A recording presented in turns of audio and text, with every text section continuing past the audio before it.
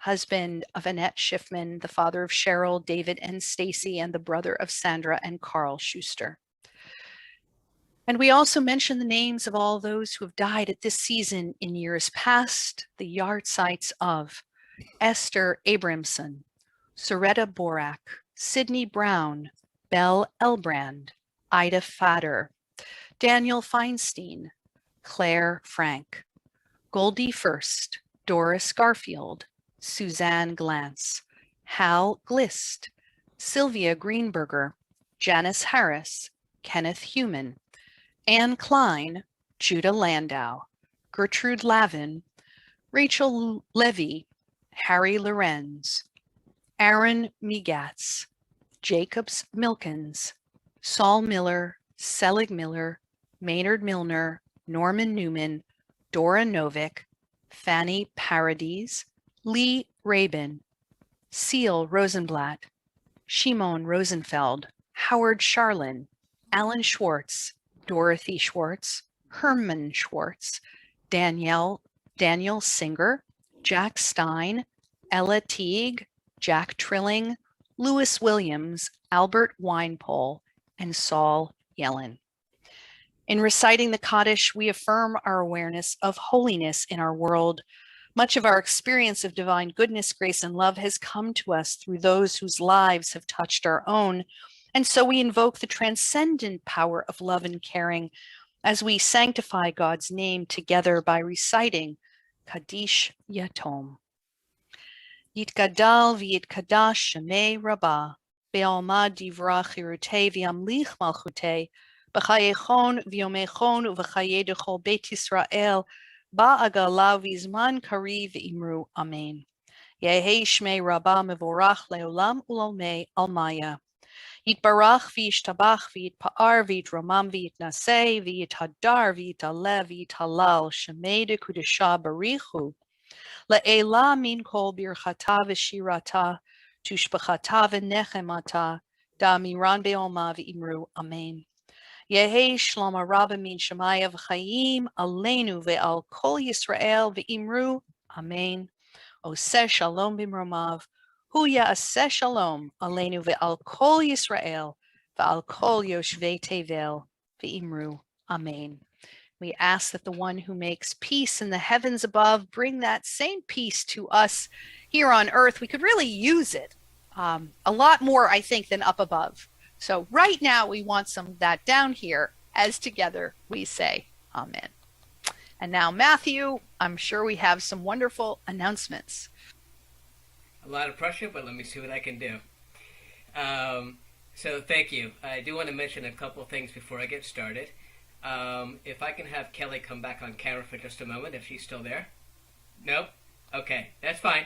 I just wanted to thank Kelly again for such a beautiful signing performance. It was very touching, and as Rabbi said earlier, it gave it a whole new meaning. So thank you so much for that. That was very beautiful.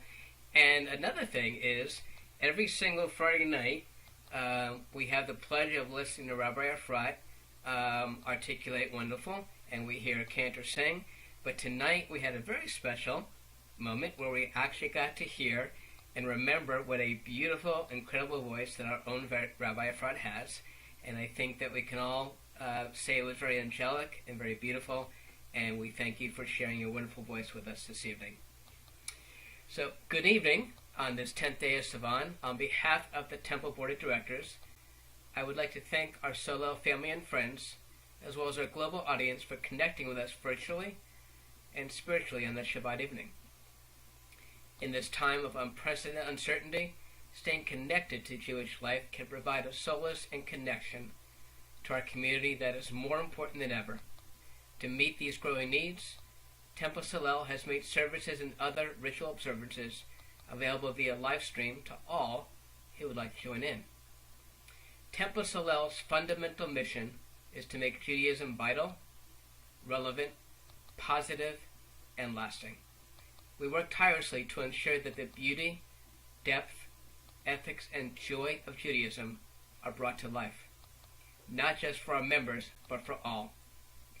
By making Temple Solel a philanthropic priority in your life, You are not just sustaining your synagogue today, you are helping to ensure the strength of our welcoming model of Judaism for generations to come.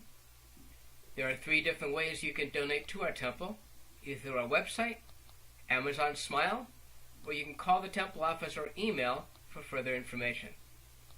And for all our virtual live events, you can join us in one of 2 ways. First, on the temple's Facebook live stream, or you could join us on our website at templesolel.com/live-feed. And a very special thanks to all of our temple members who join us every Friday night over Zoom. It's our own little Shabbat family, and so those of you that are with us tonight, it is very blessed to have you here, and such a pleasure to always spend some time with you. So some events coming up. We have tomorrow, we do have our Torah study resuming at 9:30 a.m. with our very own Rabbi Efrat, and we look forward to even more education and inspiring teachings. This Sunday, May 23rd, is a sad but exciting day. It is our last day of religious school for this school year, but it's exciting because we have a special surprise for our kids. We're inviting our temple members to join to see our kids off into a beautiful summer. So that starts 10 a.m. on Zoom this Sunday.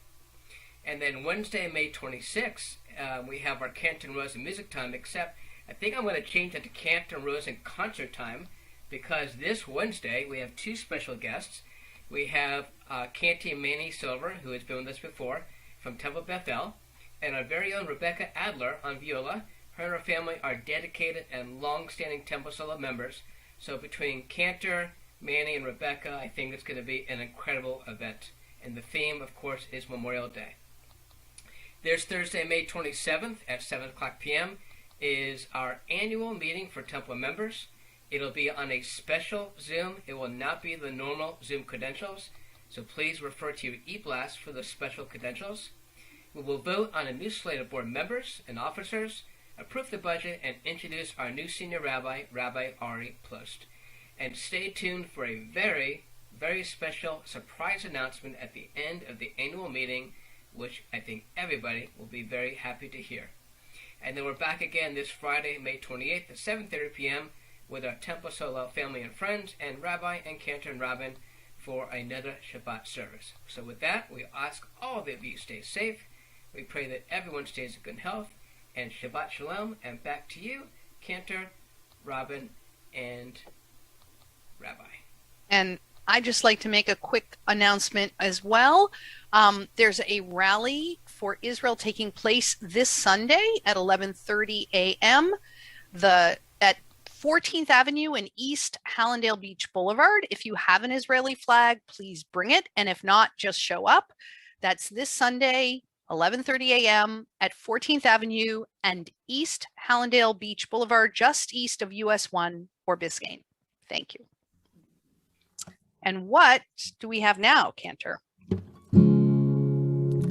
אדון עולם אשר מלא בטרם כל יציר נברא לעת נשא בחפצו כל אזי מלך שמו נקרא אדון עולם ואחרי ככלות הכל לבדו ימלוך נורא אדון עולם והוא היה והוא הווה והוא יהיה בתפארה אדון עולם אשר מלך בטרם כל יציר נברא לעת נשא בחפצו כל אזי מלך שמו נקרא אדון עולם בידו אפקיד רוחי בעת תישן ואירה אדון עולם ואם רוחי גוויעתי אדוני לי ולא אירה אדון עולם אשר מלך בטרם כל יציר נברא לעת נשא בחפצו כל אזי מלך שמו נקרא אדון עולם. You got that falsetto going well tonight, Cantor. And now we have Kiddush.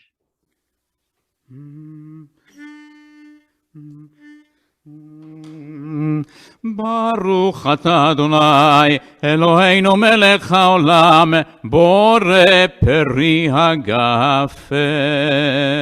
Amen. ברוך אתה אדוני אלוהינו מלך העולם אשר קידשנו במצוותיו ורצה בנו ושבת קודשו באהבה וברצון הנחילנו זיכרון למעשה וראשית. כי הוא יום תחילה למקראי קודש זכר ליציאת מצרים. כי בנו בחרת ואותנו קידשת מכל העמים ושבת קודשך באהבה וברצון הנחלתנו. ברוך אתה אדוני מקדש